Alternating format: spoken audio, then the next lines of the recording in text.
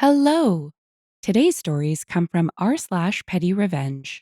Today we're back to one of my favorite funny Reddit revenge theme subs with 4 stories. Our first is Neighbors kept parking in our lot. I froze them out. This happened around 20 years ago. Our family owned 2 apartment buildings, 3 units each. We lived in 2 of them, rented out the other 4. There's nothing but these 3 flats lining both sides of the road for about a mile.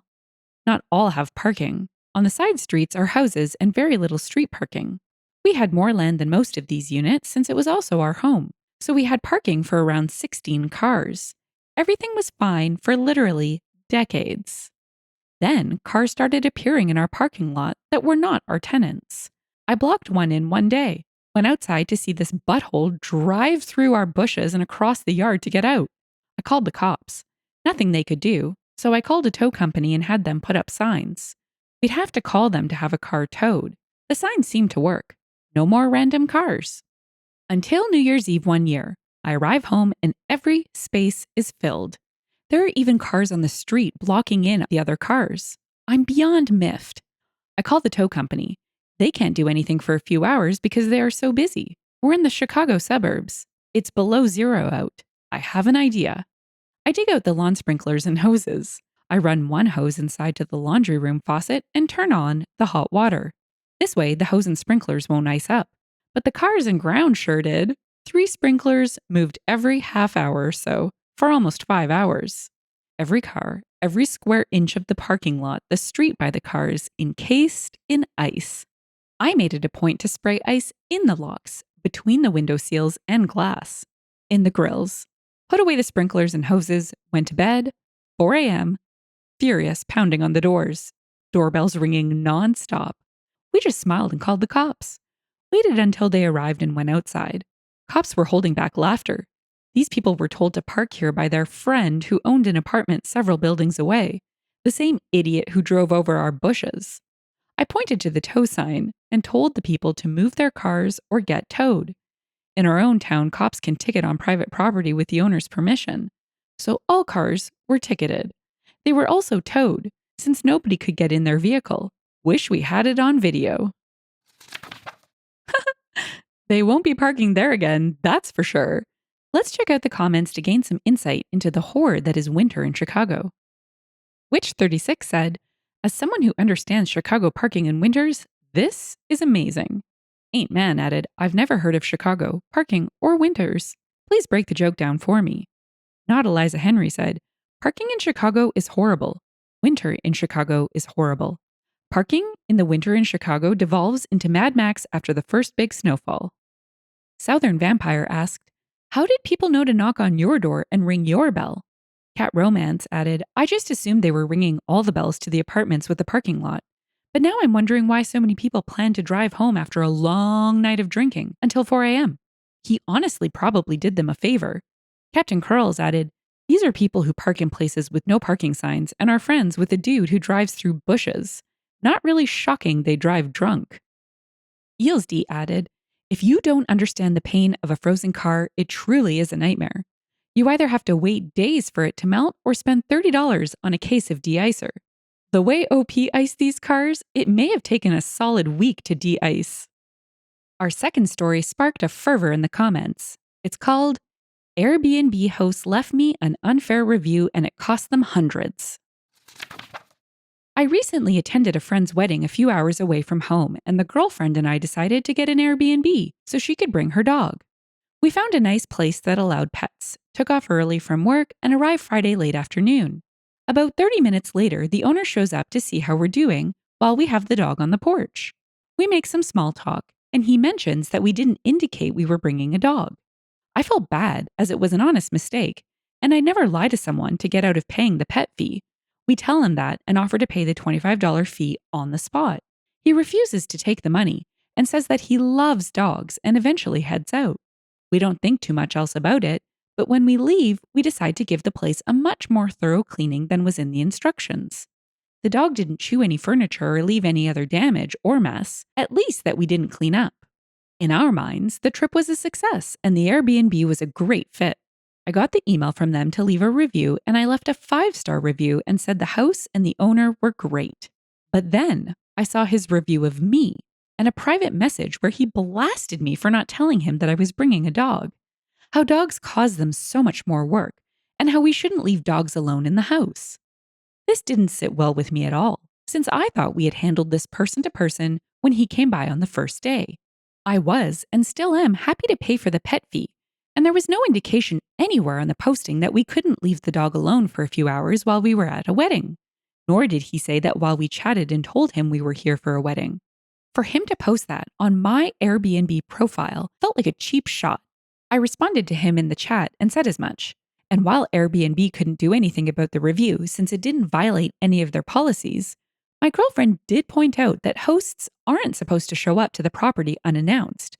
I had no idea and figured this was his property and he is allowed to show up, at least to check in with the guests. Normally, I wouldn't care, especially since it was a very cordial interaction. But since he took a cheap shot with my review, I decided to do the same.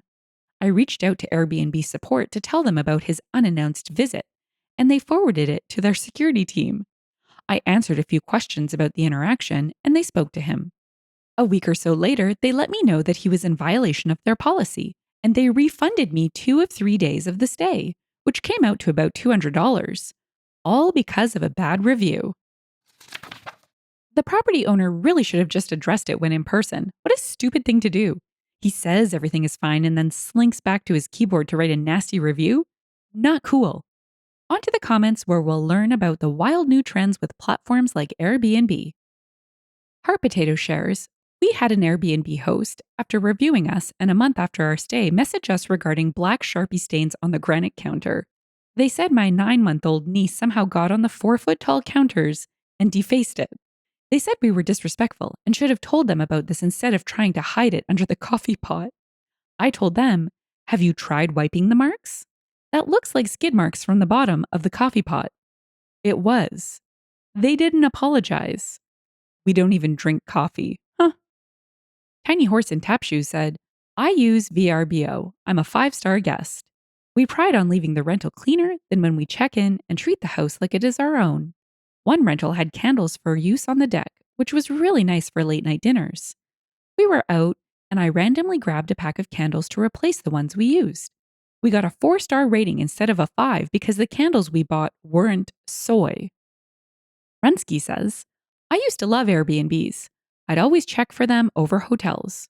I don't know if Airbnb is taking a bigger chunk of the profits now, but lately the cleaning fees have gotten really high, while the list of chores I have to do before leaving is ridiculously long. I'd have to set my alarm for 6 a.m. to get myself ready and spring clean the house by the 10 a.m. checkout. The last one I seriously considered demanded that guests start the laundry for sheets, pillowcases, towels, etc. All dishes had to be put away after running the dishwasher. Floors swept, surfaces scrubbed, trash taken out to the main bin, plus cleaning fee of $150 for 2 nights and a pretty rude message that I'd be charged extra if all the cleaning wasn't done. I booked a hotel and enjoyed a stress-free morning.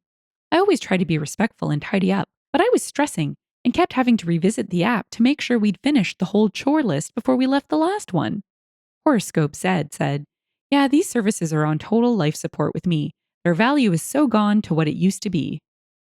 Someone said, what the heck are cleaning fees for if you need to strip the bed and run the dishwasher and take out the trash, etc.? Rubs me wrong. Sasquatch Malay added, it's so they can advertise a lower rate than they actually charge. Makes them look more competitive. Enough people still book despite their below-the-line fees they've obviously decided it's worth doing. In reply, that's why they charge a cleaning fee. My gripe is, why do they not actually do the cleaning? Everything I listed is what they want you to do half the time, not what they're charging or being paid to do. Our third story rides the line between revenge and wholesome. It's called, A Picture is Worth 1,000 Burns. So I had been with Ben for 18 years before I'd finally had enough and asked for a divorce. He moved several hours away near his mom. Also meant he left me to raise our kids by myself with little child support and never seeing the kids. I decided it was time to have a family portrait done, as it had been a while. We went and had a sitting. As we were looking through the digital images to pick out what to order, my oldest asked if we could send one to Grandma, his mother.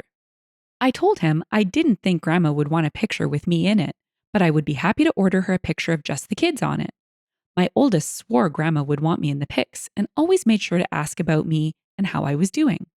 Heard from Ben's best friend that he hated the fact his mom told him he screwed up the best thing that ever happened to him, and that she still remained friends with me on Facebook. I was kind of surprised.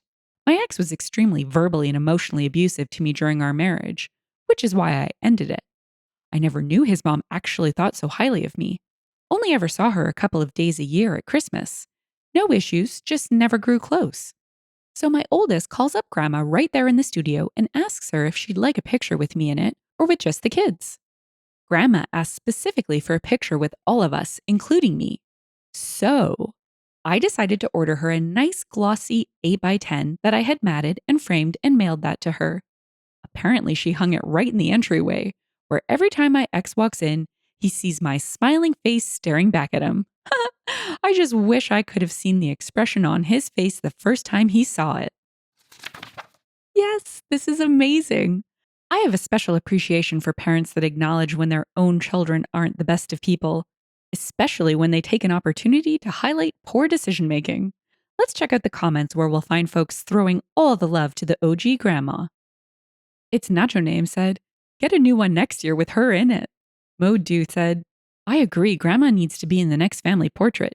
Beep Boop Beep Beep Beep said, "Each year add another family member, grandma, sister, cousin, cousin's dog, grandma's next door neighbor." Rock Throwing added, "Can you imagine how great it would be if OP remarried and grandma was still in the photos? That would be fracking amazing."